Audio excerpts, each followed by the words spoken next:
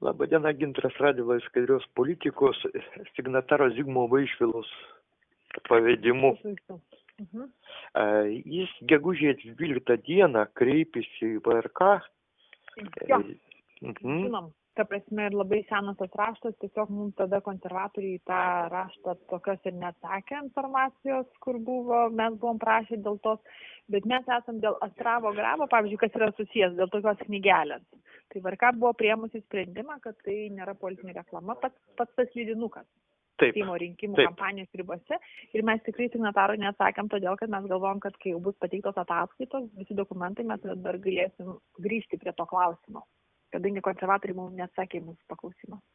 Aha, o jiems įstatymų yra nurodytas laikas, per kurį jis turėtų atsakyti jums? Ta prasme, vėlgi mes, ko gero, čia negalim taikyti jokios atsakomybės. Už tai tiesiog buvo pasakyta, buvo kliskatus primintais, jis tas registruotas laiškas, bet jie neatsakė.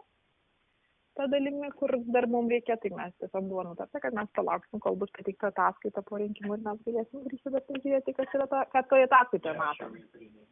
Tai blogai, kad reiškia įvyksta rinkimai ir tik po rinkimo prasideda aiškinimai. Jiegi dabar pažeidinėja įstatymą ir net nesitikė atsakyti. Kažkokia man labai keista situacija, jūs jau atleiskit, jūs kaip nors pakomentuokit, nori partija atsako, nori neatsako. Aliau. Aš turiu tai pakomentuoti. Ne, tai čia yra ne mokykla, reiškia, kur vaikas nori paruošti pamokas, nori neparuošti. Jie neatsako ir taškas. Jūs kukliai susitraukite ir laukite. Jie turi pateikti tą. Ir įstatymą numatyti, kokius jie dokumentus turi pateikti. Ir mes pagal tos dokumentus, kuriuos jie pateikti, turi pagal įstatymą pateikti visais terminais. Mes dar galėsim grįžti prie tos situacijos aiškinimuose. Viskas aišku. Gerai. Ačiū labai, ponia Lina. Dėkui, viso gero.